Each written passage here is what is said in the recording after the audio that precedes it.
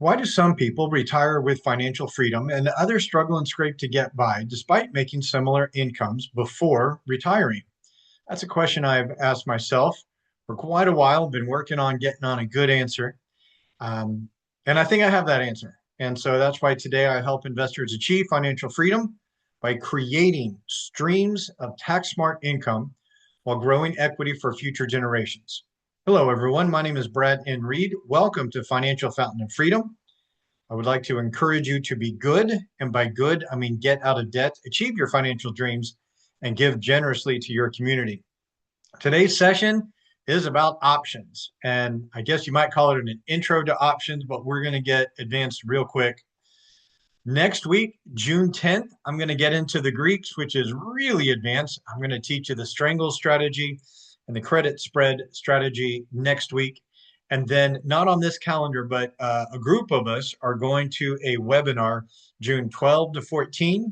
And then I'll come back on the 17th and try and talk about fundamentals, portfolio construction, all of that into 1 hour. And then we'll be done with the stock market stuff and jump into multifamily real estate on July 1st.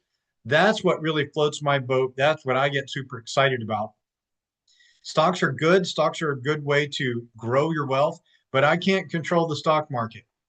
I cannot control the markets, but I can control the value of commercial multifamily real estate. So I started with stocks because you do not have to be accredited to get into the stock market. And technically, you do not have to be accredited to do commercial multifamily real estate, but it helps. I have a four-tier, or I am building a four-tier program to help people. Step one over here is learn how to be good. And by good, I mean get out of debt. This is building a budget. This is getting rid of your debts because your debts grow exponentially and they compound just like your investments do. So it's important to pull those weeds to get rid of the debts that are compounding against you so that you can begin acquiring investments that compound for you. Step two here is to align your mind, body, and spirit. We all have limiting beliefs and things inside of our brain that can keep us from getting to that next level. So, stage two is about identifying what those are, eliminating a fear mindset, hack your brain. And one of the easiest ways to do this is to find at least 5 people that are going in the direction you want to go in and then be around them because you will become the average of your 5 closest people. It dates back 10,000 or more years where if we were kicked out of our tribe, we died. And so our brain is designed to make us fit in with the people that are closest to us. So if you are going to be around people that are not going where you want to go financially or spiritually or relationally or health wise, fitness wise, whatever, need to find new people because your body and your brain are programmed to fit in with the 5 closest people. So be very careful of who are your 5 closest people. This section is about dominating, investing for success, building multiple streams of income, achieving your financial dreams. And then step four is how do you live your dreams responsibly? How do you give generously to your community without the money running out? All of that is coming. But first, the have to make the lawyers happy. This is not financial advice. This presentation is for education and entertainment only. Should you want personalized financial advice, please seek a competent and hopefully licensed individual in your area. I will talk about buying and selling securities, investments. I might even talk a little bit about taxes, accounting, or some legal stuff, but none of this should be misconstrued as advice. This is for education and entertainment only. Got to find someone licensed and competent in your area to give you personalized financial advice. All right, how do you build your own financial fountain of freedom? First of all, your money mindset determines your financial future. So get right with your money mindset. I know I've said it before, so I'll say it again. If you can still find a physical bookstore, I know that it exists, or if you search for investing books, at least half of them are going to be about your mindset. They will not talk about a single strategy. It is only mindset because that is so important. I highly recommend that you calculate your desired rate of return because most of the people that I know that are investing for retirement are going to get destroyed by inflation. Remember, inflation over the next 36 years will cause the cost of living to quadruple at 4% inflation. So if you think about what is it, a $12 burger, fries, and a soda when you go through the drive-through, in 36 years, that's going to be $48. A $30,000 car is going to cost $120,000. So the big problem that I see is a lot of people are not preparing for inflation to quadruple the cost of living during their retirement. So I created a calculator called the Inflation Adjusted Retirement Calculator. That's the link. You can type in that URL. It'll be in the description of this YouTube video.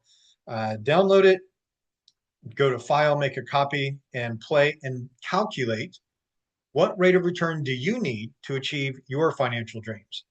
And then you need to hit that rate of return by structuring a great portfolio that is full of investments that are diversified, non-correlated with asymmetric risk reward. If you are joining us in episode 6, 7, 8, I believe this one is 10, go back to episode 2 or 3 where I talk more in detail about that. For my portfolio that I'm building, I want it to have a focus on real estate. I want it to have a heavy concentration of private equity. It will have some stocks, about 10% in energy and 5% in alternatives. And that's based on Peter Mallouk poll of his high net worth individuals. And then your portfolio needs to serve your needs for cash on cash and equity growth. In retirement, you need both, but you're going to live off the cash on cash. Before retirement, you can sacrifice cash on cash in order to get more equity growth. But be sure your portfolio serves the needs that you have. All right. Indomitable Horizons Fund does have open investments now. I will tell you it's a real estate deal that we are still raising for. It is for accredited investors only. So swing on over to our website if you want to learn more. Okay, how we learn, folks, this is really important. You will only learn 10% of what you need by reading my slides and listening to me talk, or reading books, or watching YouTube videos. You will only get 10% of what you need. You will get 30% of how we learn, developing a skill by discussing it with others. And then 60% by actually doing it, preferably in a safe environment. Think about when you learned to swim or ride a bike or drive a car. You didn't just read a book. You didn't just talk to others. You probably had to get out there and do it. Maybe you bruised some knees or you swallowed some water, but you had to practice at it. And it helped if you had someone teaching you how to do it. Same thing with investing. Just remember, you're only going to get 10% of what you need by my videos. All right, this is kind of the whole curriculum of this Financial Fountain of Freedom series. We're still in the stock market segment. On July 1st, we're going to jump into commercial multifamily. And then we're going to apply the concepts of commercial multifamily to private equity and energy investing as well. All right, so June 12th is a webinar.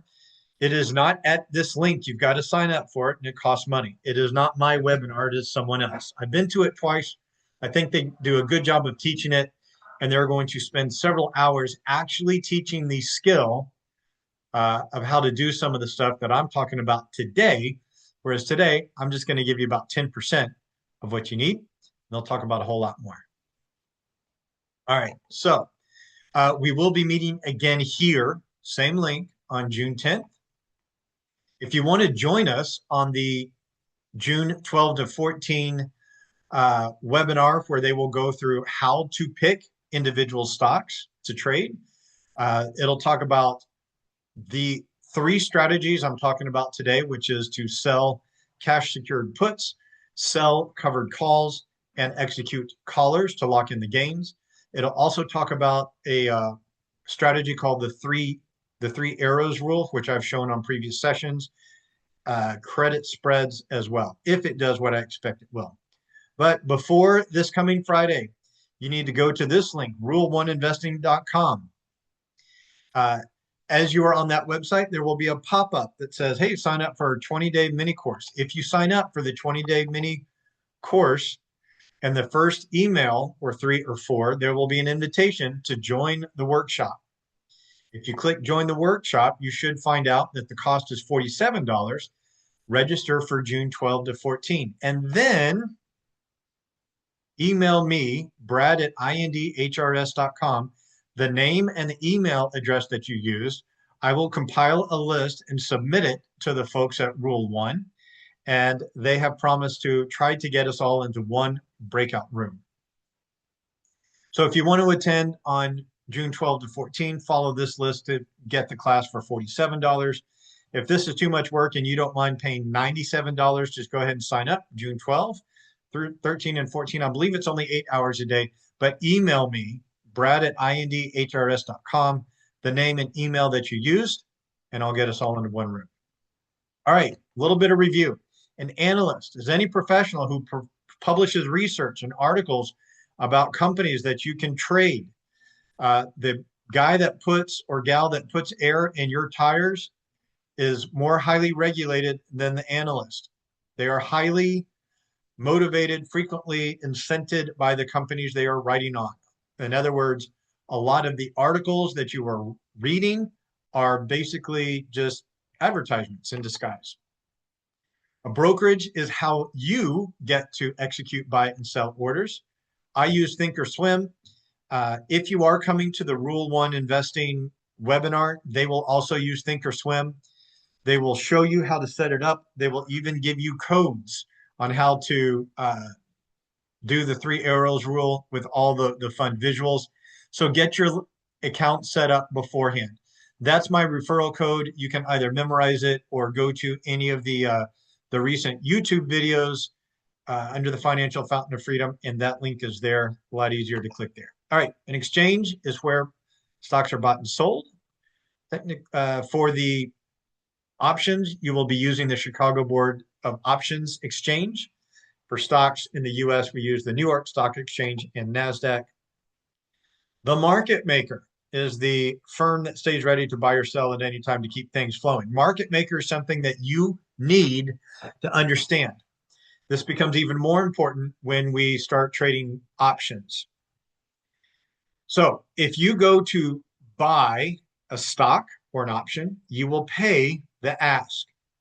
The market maker receives the ask and then sells or incents a seller to sell their shares or their option, and that seller will receive the bid. The bid will almost always, I can't think of a time where they've been equal, but the bid will almost always be less than the ask, because the market maker's profit is the bid-ask spread. Not to be confused with a buffet in Vegas. The bid-ask spread is what the market maker gets. What I want you to remember is if you're going to buy, you are buying the ask. If you're selling, you receive the bid. Buy the ask, receive the bid. The reason that's important when it comes to options is that you can cheat into the middle between the bid and the ask. So in this case, if the option I wanted to buy was $1 and the bid was 95, I would put in an order to buy it at 98 cents instead of $1 and almost always get filled instantly. Likewise, if I'm selling the option and I see the bid is 95 and ask is $1, I would submit my order at 97 and almost always get filled instantly. Candles are much more valuable at giving you information about what a stock is doing. Use candles, do not use a line chart. Understand that the wicks on the candle can tell you what happened in the time period and can indicate which direction the stock is likely to continue. Get a trading plan. A trading plan is a set of rules that define how you can trade successfully. With a plan, you can stay logical because you write your rules on what you're going to do when you are not inside a trade. When you are inside a trade, there is a lot of emotion, and those two emotions are either fear or hope. And it is hard to make a logical trade, a logical decision, when you have a significant amount of fear and hope. Uh, the biggest mistake traders make is when they are fearful, they close out too soon. When they are hopeful, they do not close out or play defense soon enough. So write your plan, stick to the plan. If you can stick to the plan and you see your plan needs changes, then you can change the plan and know that you will stick to the new plan. But too many traders that I have worked with, they trade willy-nilly. They call it intuition, but really it's just hope and fear. And then when they want to make changes, they can't because they are ruled by their emotions, not the trading plan. Write out your rules, look back in charts, find 100 times where your rules were met, and identify how that trade would have played out. Then you can use think or swim to back test using historical data without seeing the future numbers, meaning you can go back to any date in recent history and then click day by day or hour by hour, or even 5 minutes by 5 minutes to see how the candles reveal themselves, to see how you can adjust your stops, adjust your targets if that's in your trading plan, according to your trading plan, to see if it works. Then step 3 is you paper trade it. You trade in a live market with fake money. And then step 4 is you trade it with a very small amount of money. Very few people are disciplined to go through all 4 of these steps. But those people that are disciplined enough to go through these 4 steps will have a stock trading strategy that will serve them for the rest of their life. Yes, it may take 1, 2, 3, 4 years to get it. But once you get it, you got it and it's yours. An R is a risk unit. Understand how much you are risking per trade. Adjust the number of shares accordingly. If you want a trade journal, I created one for you. It's got some formulas built into it. I don't know that other people haven't corrupted them, but grab the trade journal, check it with AI, and adjust as needed. Today, we're going to talk about options and some basic option strategies, but options are difficult.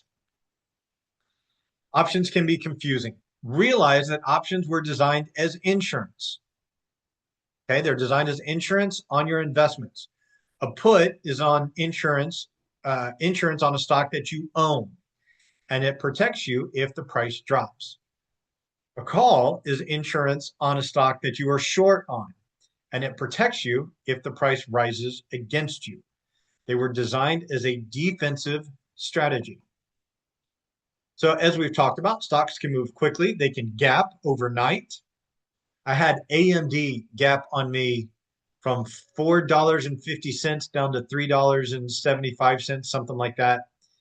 I had IBM gap on me. It gapped down 25% over earnings on the day that I was expecting to sell some of my stock shares to buy a boat. That was a emotional day. So yes, they can move violently against you without warning. They can also move in your favor without warning. Typically, these are buyouts, mergers, earnings surprises, just announcements. There can also be geopolitical events, war sanctions, trade deals, recessions, government scandals, and occasionally some politicians have taken to tweeting. Are we still calling it tweeting now that it's X instead of Twitter? But whatever. Politicians, big gurus can send one message on social media and the market goes bonkers. So use options for insurance. Now, a lot of words on this slide. Here's what you need to know. Before you go buy or sell an option, you have to have approval through your broker. I believe now they have 4 options levels, and you are evaluated at a certain level. The default level is 0. Then there's 1, 2, and 3. 3 gives you the access to more riskier options trades that if you do it wrong, you can put yourself in debt pretty much for the rest of your life. So be careful. When you go to trade, You will probably need to call your broker first and just say, hey, I want to do a, and then tell them the strategy. And they will likely ask you questions, give you a test, give you a link to a test. And based on how well you do on that test, they give you access to trade certain types of options or option combinations. IRAs and other retirement accounts have restrictions. They change every election cycle, not literally, but they change frequently enough that ask and tell your broker what you want to do, and they will help you figure out how to do it. That is their job. All right, calls and puts. What is a call? A call gives you the right to buy 100 shares per normal contract of a particular stock at a set price before a set date. So let's go over that again.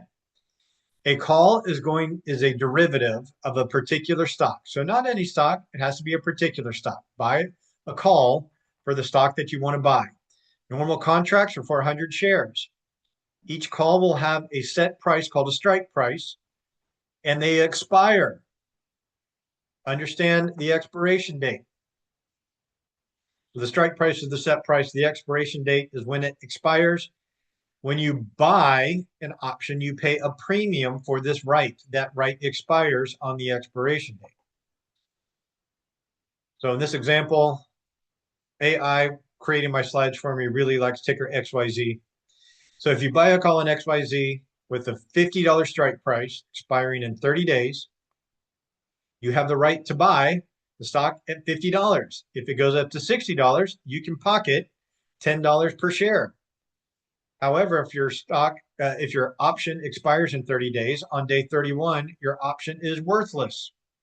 Sometimes your broker will exercise options for you if they are in the money. We'll talk about what in the money means, but just know that your broker can execute these options for you if you are not specific. Call your broker. A put gives you the right to sell 100 shares of a stock at a set price before a set date. The strike price is the set price. The date is the expiration date, and you pay a premium for this right. So similarly, if you buy a put on ticker XYZ at $50, the strike price, expiring in 30 days, if the price drops below your strike, then you can sell your shares at $50. And on day 31, it expires and it is worthless. So options, calls and puts are bought and sold via what's called an option chain. You will see a list of strike prices.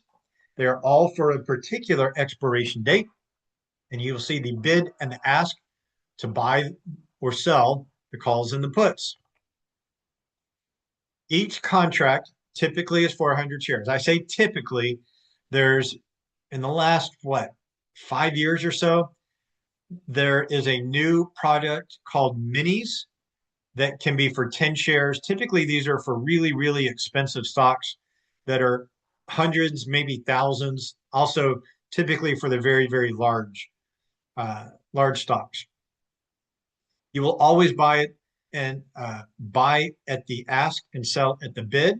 Although if you put in a limit order, you can get a little bit better fill than the ask or the bid. Realize that calls get cheaper as the strike gets higher. Why is that? Because if the current strike, excuse me, there's a lot of words here. I got to make sure I say them correctly. If the current stock price is 50 and I have the right to buy that stock at 47, that's worth at least $3. Whereas if the current price of the stock is $50 and I have the right to buy it at $53, well, that's not worth anything. So you'll find that options have two parts to their value. One is the hope that they will be worth something in the future, and the other part is that they are actually worth something right now. I'll get more into that next week. You might have heard intrinsic versus extrinsic value. I just like thinking about them are they worth something now or just hoping they will be worth something in the future? So in the money options have real value right now. That will be calls that are below the current stock price and puts that are above the current stock price because those you can execute and make money today. At the money is when the strike price equals the current stock price, and out of the money is basically all hope. But according to this option chart, if I want to buy the 55 strike call, it's only 45 cents. So for 45 cents per share, which will be 45 for 100 shares, $45 for 100 shares. For $45, I have the right to buy ticker XYZ at $55. If I think it's going to go up, that may be a really inexpensive way to buy 100 shares at $55, which is why people buy options that are out of the money. Okay, there are 4 ways to use options and only 4 ways to use options. That's the good news. There are only 4 ways to use options. You can buy or sell. You can do calls or puts. Now, just to make things more fun in the future, we will be putting these into various combinations. We will play with the expirations and we will get all kinds of complex stuff. But remember, it's pretty simple. There's only 4 ways to use options. If you buy a call, as we've already said, you have the right to buy 100 shares at the strike price before expiration. You will pay a premium, and that premium at worst will be the ask. You can also sell calls. Now, when you sell calls, you take on the obligation to sell 100 shares. You better have 100 shares. You better have 100 shares if you sell a call, because you will be obligated to sell 100 shares, whether you have them or not, at the strike price if you are assigned. So whoever buys that call, you sell it, someone buys it. If they choose to exercise it, they take your shares. So you better have the shares, and hopefully you sold the call at a strike price that you would be happy to sell your shares. Now, the good news is when you take on this obligation, you receive a premium. And that premium, at worst case, will be the bid. Similar with puts, you can buy puts, and now you have the right to sell 100 shares at the strike price before expiration, and you will pay a premium for that right. And you will pay at the ask of the put, or better. You can also sell puts, and when you sell puts, you take on the obligation to buy someone else's shares at the strike price if you are assigned. Now, the good news is you will receive a premium, and that premium will be the bid. So you can buy options by paying a premium, or you can sell options and you receive premium. You can do calls or you can do puts. So the first one I want to talk about is buying insurance on the stocks that you own, because guess what? This is what puts were designed for. They were designed as insurance. So let's say you own 100 shares of XYZ at $50, and you want to protect yourself in case it goes down below 48. So you buy a put at $48 for $1.50, and be sure you know what the expiration is. This is your insurance policy if your stock goes down before expiration. Call it an insurance policy with a $2 deductible, or maybe $3.50 deductible, because no, $2 deductible, because the stock can go down to 48 before your put is worthless, and it costs you $1.50 per share or 150 total. So if there's an earnings coming up, my God, people, please buy puts over earnings. They can be silly cheap, but if your stock gaps big time, you are protected. If you think it's just going down, if there's a market sell-off, if there's a crash, if there's a news event, for whatever reason, you want to protect your downside, you can buy a put. I like buying puts when the stock is going up because when the stock is going up, fear drops and puts become cheap. I like buying puts when they're cheap. Puts are cheap to buy on big up days. Look for those big green candles or big white candles. Those are good days to buy puts for protection. Now, if you want to buy insurance and you're in a bearish trade, you can buy a call, pretty much the same math. Call is going to protect you if the stock starts going up, which is against you on a bearish trade. Most people I know are in bullish trades and do not short stocks. And if they do, yeah, there's other ways to do it. All right. So let's say you have 100 shares of this stock. It's currently at $50 and you bought a $48 put. Scenario number one, the stock stays flat or goes up, or for whatever reason, stays above $48. The put expires worthless. Your insurance costs $150. You were protected. Once that option expires, you can buy another one if you want more protection. Scenario two is that the stock drops to $40 or more, or less, I guess, right? Anything under $48. And your put becomes your insurance policy and you are protected. In this example, let's say your stock drops to $40 and you lost $10 per share. That's about $1,000. You have two choices that you can do with your put. You can sell your put to someone else because maybe they want insurance now that the stock has dropped a bunch, and you can collect a massive amount of money for that insurance policy that you were selling to someone else. You would do this if you think the stock is going to bounce back. If you think it's a temporary drop, you can sell your put for about $8 a share.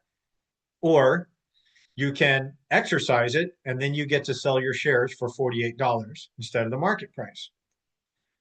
The insurance still costs you $150, whether you use it or not. But instead of losing $10 per share, you lost $8 per share and you came out ahead. Remember, if you own an option, you have rights. And that right is you can sell the option for a profit or you can exercise it. You can sell puts on stocks that you want to own. And basically, you get paid while you're waiting for the stock to drop to your buy price. So if XYZ is currently at $55 and you want to buy it at $50, you can sell a put with a $50 strike price expiring in however many days, 30 days for this example. You can receive $1.50 or whatever the bid is, and you keep that premium no matter what happens. Now, remember, when you are selling a put, you need to stand ready to buy 100 shares at the strike price. So if the strike price is $50, 100 shares cost $5,000. You need to have $5,000 in cash set aside. But if you wanted to buy 100 shares at $50, you got to have $5,000 anyway. So while your $5,000 is just sitting there, might as well be selling puts and receiving income until it gets down there. So if the stock never drops to $50, the put expires worthless. Hooray! And you do it again. If the stock drops to $50 or below, you are assigned the stock. You buy 100 shares at the price that you wanted. Hooray! You get the stock that you wanted. So it should be a win in either scenario. If it's not, don't do this trade. Only sell puts on stocks you genuinely want to own. This is not an income strategy. This is a how to get paid until you buy what you want to buy strategy. Okay, this is a strategy on how to buy stocks and get paid to buy at your buy price.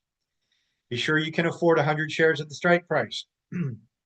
I have gotten calls from people that said, Brad, I sold a put on Google. I sold a put on Netflix. I sold a put on Tesla. I sold a put on Costco. And now my broker is telling me that I owe them $300,000 or $900,000 or $1.6 million. I got that call. And I'm like, yes, that's what it means when you sell a put. Be absolutely sure you can buy 100 shares at the strike price or don't do it. Remember when I said you want to buy puts when there's a big up day because puts get cheap when there's big up days in the market or on the stock? Well, if you're receiving money, you don't want to receive a little bit of money. You want to receive a lot of money. So sell your puts on down days. When the stock is down big, stock put premiums go up. So if you're selling puts, sell it on a down day. If you're buying puts, buy them on an up day. All right, cash secured puts is what I'm talking about when I say selling puts. Here's what can happen. Stock stays above $50. Your put expires worthless. You keep the premium. Repeat. Hooray. Scenario number two, the stock drops below $50. You get to keep the premium. Hooray. You get to buy the shares at the price that you wanted, $50, not the market price at 48. Yeah, okay, whatever. But you got paid to buy at a price that you already wanted on a stock that you already wanted. Hooray, you get the shares. Well, something like this happened to me on Honda Motor Company not too long ago. I sold a put at 30 and it dropped to 25. So guess what? I had to buy $25 stock at 30 bucks. But it's coming back. I'm selling covered calls and I'm decreasing my cost base. That's okay. Honda Motor Company pays a pretty good dividend, and I think Honda is a good company. All right. In this specific example, stock drops 30, it drops really far. You still have to buy the stocks at your strike price. But hopefully it is a stock that you wanted to own and you get to own it. Okay, so don't do this just to collect the premium. You do this because it's a stock that you want to buy. You can sell calls against stocks that you own while you're waiting to get up to your sell price. So remember, a call is the right to buy the shares at 100, buy 100 shares at a strike price. You're going to sell this right to someone else. You're going to be holding on to the shares and waiting for it to get up to the strike price. If it does before expiration, the person that bought your option will collect your shares at the price that you wanted to sell them at, which is the strike price. You better have 100 shares, or the broker will make you have 100 shares, whatever the cost may be. All right, so in this example, you own 100 shares of XYZ. Current stock price is $50. You would love to sell it at $55. So you sell a call at a 55 strike expiring in however many days. 30 days is pretty typical. The most common expiration for options is the third Friday of the month.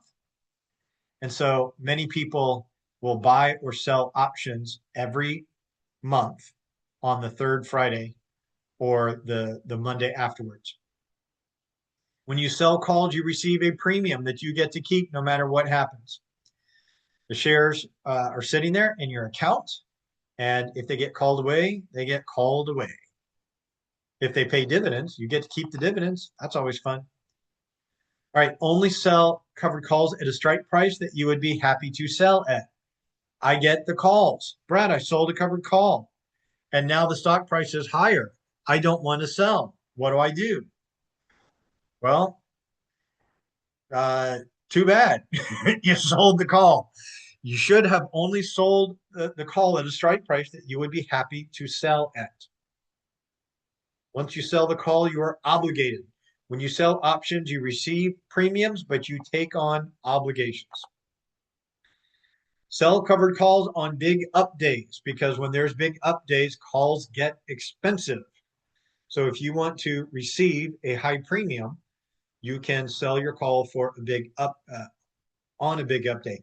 What I like to do is wait for a big up day, and then instead of, um, well, let's see, if I'm okay selling at that price, but I really want to hold on to the stock, I'll wait for a big up day, and then I will get good premium at a strike price that's really, really far away. And then I'm receiving money, and it's unlikely that the stock will get up to that strike price. And then I just keep doing that. But I wait for a big update to sell my calls. Have I said this before? You got to own 100 shares because if you don't, it's technically a naked call A naked call has unlimited risk. We'll talk more about that in a little bit. But guess what? You think your broker will allow you to sell a call if you don't have 100 shares? Absolutely, they will.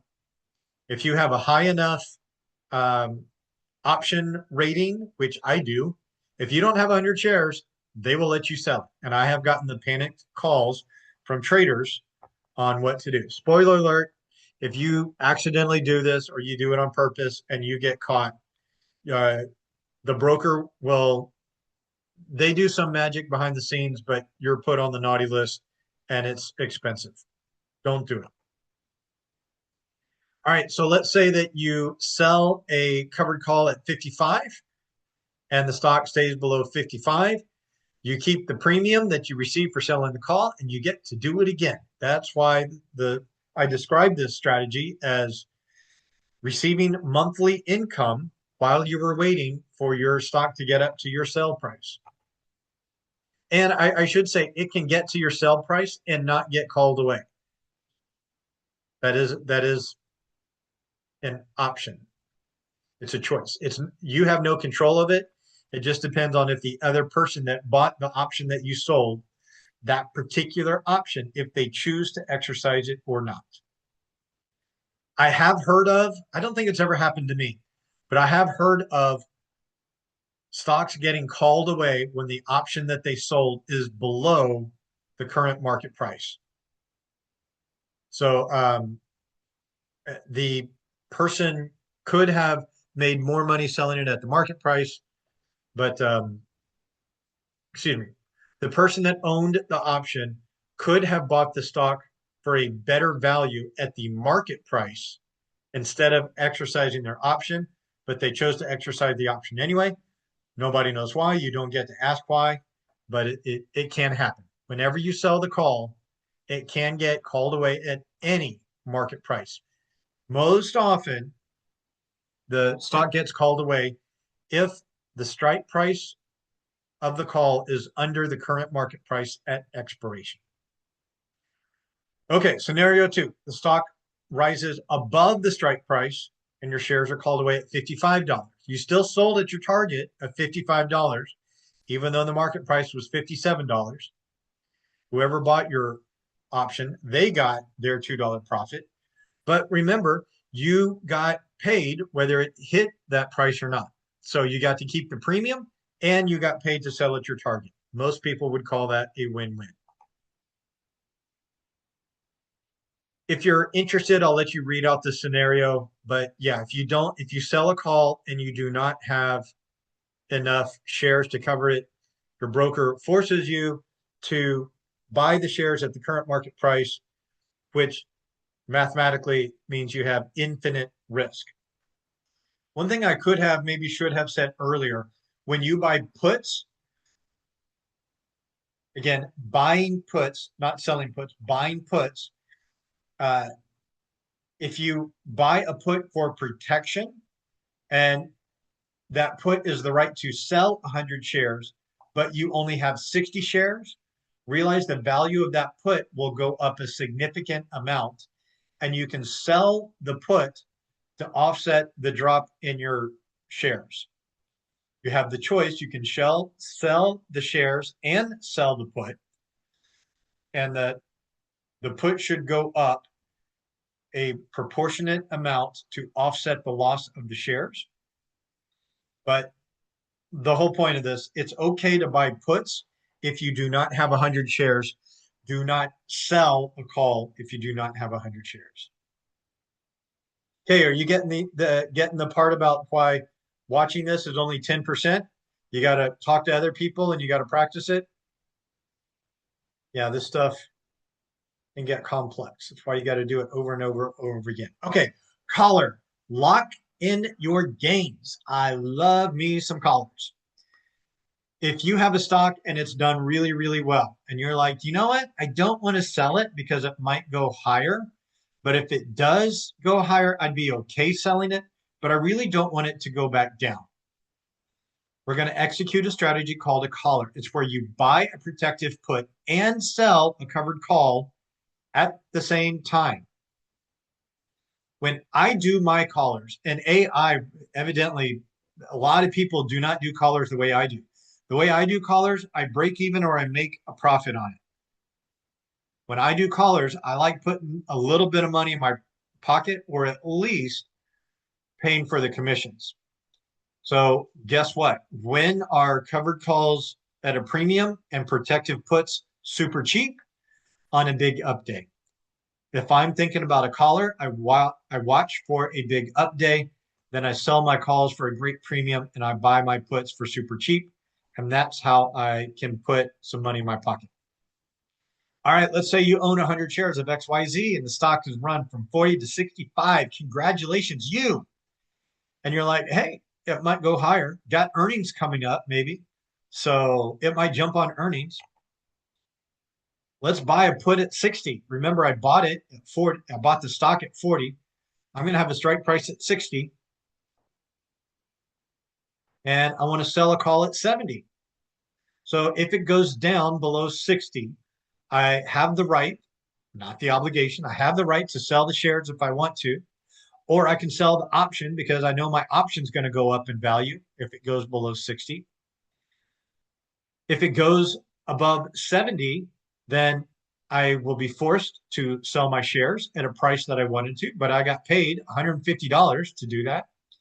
And if it stays in between them, I just do it again next month.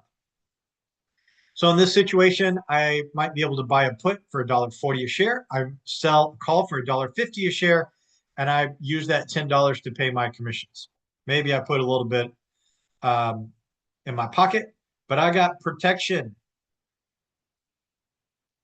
So $60 my downside, $70 is my upside, and I got paid to get it. This is where, yeah, I say I like executing callers on up days because call premiums are high and put premiums are cheap. All right, there's three ways this thing ends. One, the stock drops below $60 where you have the put. In this example, 55. You lost $10 a share over earnings, but your $60 put is now worth some money. So you can sell it or you can exercise the shares. If you think the stock's going to bounce back, sell your put, make some money. If you think it's not going to recover, or you just want out, maybe you want to move on to a different trade, then you can exercise your shares. It stays between the strike prices. Nothing happens. You received a credit. Woohoo! Rinse and repeat. Do it again. The stock goes above your strike price of your short call, of your covered call. Your shares get called away. You made a lot of money and you were protected on the downside. Congratulations. Once again, if you time it right and build it right, the caller can pay you to have protection in place. Think of it this way. You're getting a covered put, you're getting a protective put, and you're just selling that call to cover the price of your protective put. So sometimes I sell more time on my covered call. Yeah. All right. If your brain is full, shut down for just a little bit because I'm going to get nuclear and I'm going to get fast. There is such a thing as a reverse caller. If you are in a bearish position and you want protection, you can buy a protective call and sell a covered put. Basically, it's, hey, if the stock goes down, you have the put for protection. If the stock goes, sorry, if you sell, if you have the put and it goes down, you will be forced to buy the shares to pay back the ones that you borrowed from the broker. So the short put is limiting your profitability, but it pays for the call that protects your downside. Yeah, it's a whole lot more complex in reverse callers because downside and upside of profit is different than downside and upside of the movement of the stock. I've never done one of these. I don't think I've ever known anyone that's done one of these, but it's out there. You can pause the slide here if you want to study all of these. I think it's kind of complex. All right, we got a little bit of time. Is there anyone that wants to go look at an option chain together?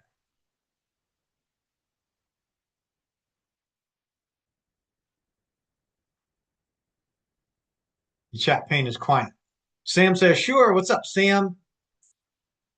What uh what option you want to look at, Sam? By the way, while Sam's gonna put in a ticker, this is the option chain for Amazon that expires on June 18, 2026. I believe you'll find that's the third Friday. Notice the current price of Amazon is 250. My IBIT cash secured put is dying on the vine. Is that good? Usually when we sell options, we want them to die. We want them to go to zero. No. Oh, that's bad. Okay, well, I'll take a look at IBIT. Sounds like a gastrointestinal problem, and maybe it is if it's not going against you. But one thing I wanted to point out here on Amazon, Bitcoin ETF. All right, I knew I'd heard of it.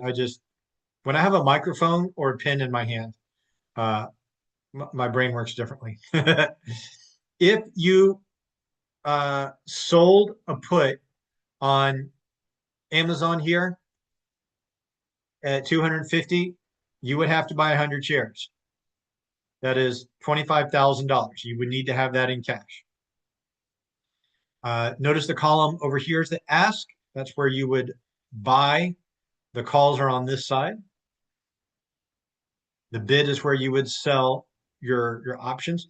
Notice the purpley area, filled in area over here.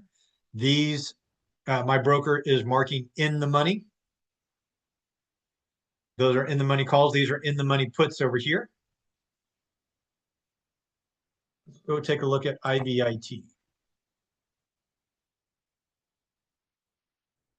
All right, the Bitcoin ETF.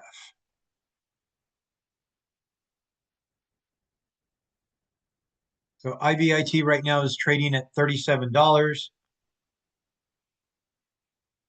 So Sam had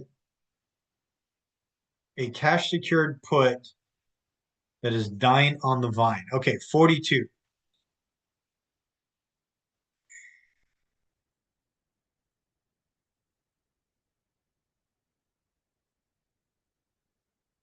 So Sam has a 42 strike put that she's sold. Um, yeah, and it is likely that she is going to get to buy 100 shares of IBIT at $42. So that's $4,200. Now, Sam has a strategy she calls the wheel strategy, when she will turn around and start selling covered calls to make her money back, and will continue to sell covered calls until it comes back. It's Bitcoin. It goes up and down a lot. What expiration do you have, Sam?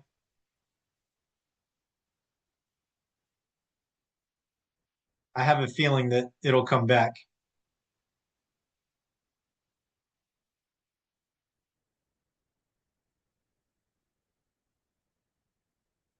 Sam's going to tell me her expiration June 30th. Okay, so you got time. Looks like it's coming into a support area. So a bounce would be timely right about here.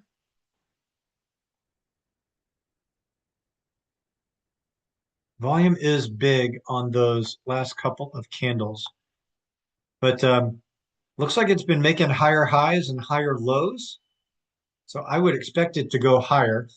Now, these ETFs trade off of supply and demand, but they are made to follow an underlying equity, in this case, the price of Bitcoin. So I'm assuming as Bitcoin goes up, the price of this ETF goes up. Yeah, so hopefully it'll bounce. I think it'll bounce. Sam is putting in the chat pane a strategy. She says she'll probably roll it. And what Sam is indicating is that she's likely to sell another call further down in order to cover the price that she would have to pay to get an early exit. So Sam's flexing. She is no newbie. um, let's say that the current strike price is 37 and earnings is coming up and you own 100 shares.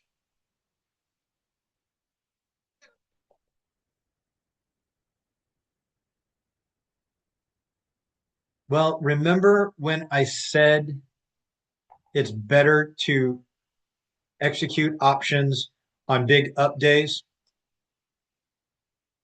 It's going to be hard to make a collar work that's profitable. But it looks like I could buy a put here for 47 cents at the 34 strike. I could buy a put for 47 cents a share. So that's $47. Actually, you know what? Yeah, I'm going to do this one. The price of the stock is currently $37. I can buy a put for 95 cents. I can sell a covered call for 38 at the 38 strike for 94 cents. But what I'm going to do is I'm going to sell this one at 94 and buy this one at 95. I'm going to use limit orders, but basically I'm going to break even on my commission, but I'm going to lock in downside protection at 36. And I mean, my upside is limited, but that's how I could execute a collar.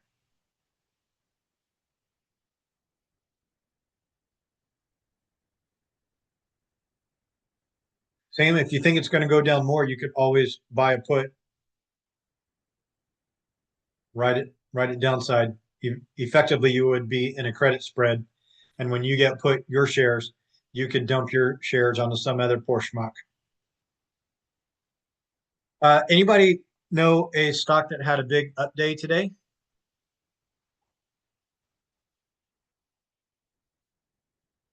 I think overall the market was down. Ooh, nope,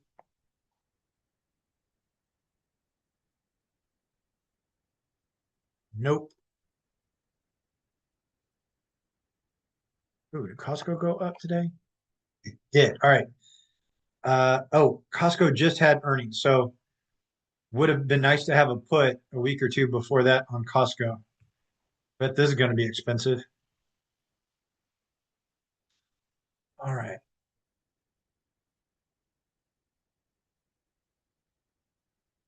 LRCX, Lower Colorado River Authority. Oh no, that was in Austin. Lamb Research. Okay, Sam, I'll take a look at that one next, and then we'll wrap it up.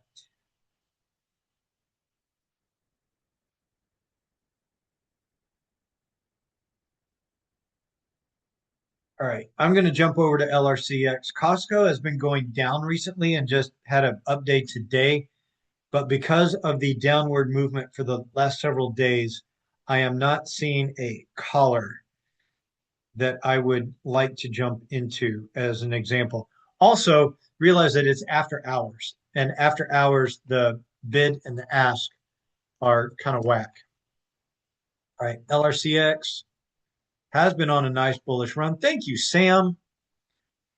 Oh, Sam, go. See if Sam bailed us out here today and I can find a caller on LRCX. What I want, and I'm going to be able to do it, is to buy a put for cheaper than I can sell a call for. Wow, these bid ask spreads are significant. All right, so the current price action is 343.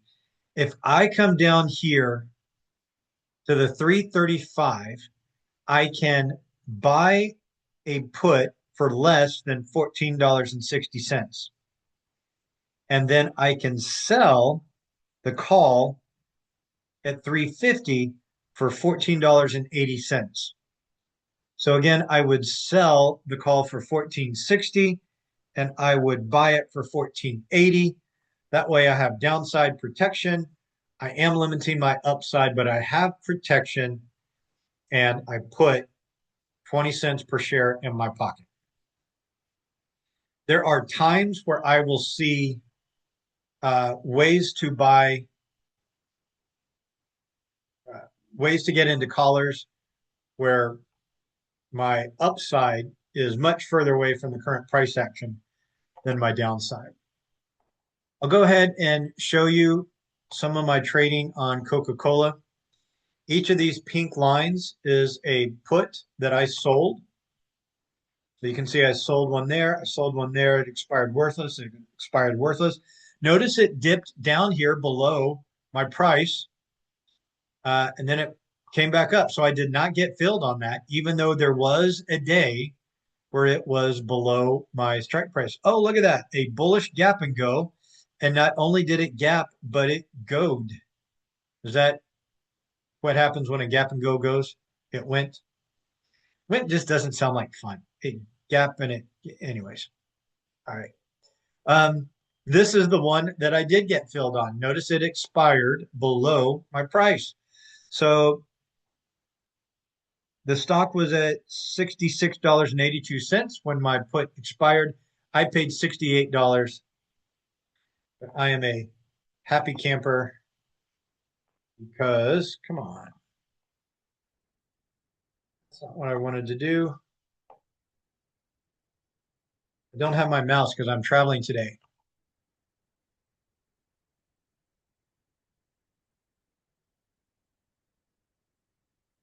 So I got filled here. It's been playing up around in here.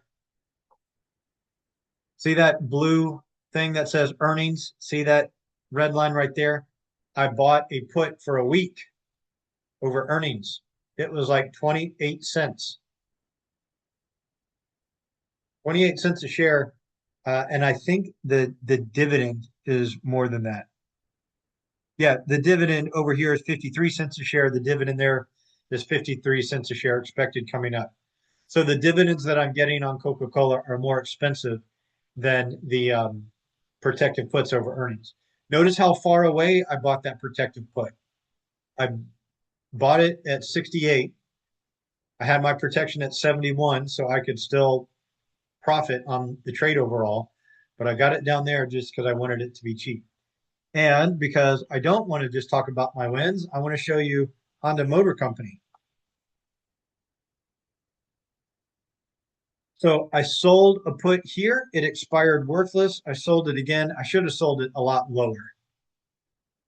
What I should have done. Should have sold it somewhere down here. But at any rate, it filled on that day. Looks like below $25. But it's coming back up. I do have a covered call at $30. So if it comes back up, I will buy it at 30 and I will sell it at 30. However, I will keep the premiums from the covered call and the premiums from the cash secured puts. That's what Sam calls the wheels strategy. Basically, I just want to get back to break even. I did not research this as much as I should have. So technically, it's a speculation play. On June 12, 13, and 14, I am going to that webinar with a couple of my friends. Sam's one of them.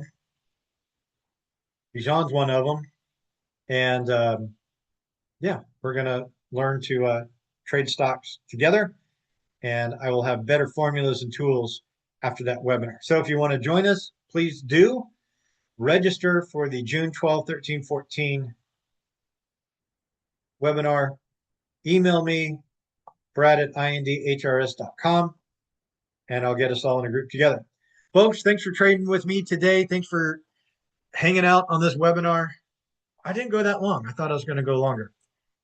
Folks, you rock. As always, trade on logic, not on hope. And remember, I'm coming back next week. So if you're here live or you're watching this recording recently that I'm recording on June 3rd, going to come back on June 10th. I'll be back on June 17th. So 3 weeks in a row, then taking a break and getting ready for commercial multifamily. See y'all next time. Trade on logic, not on hope.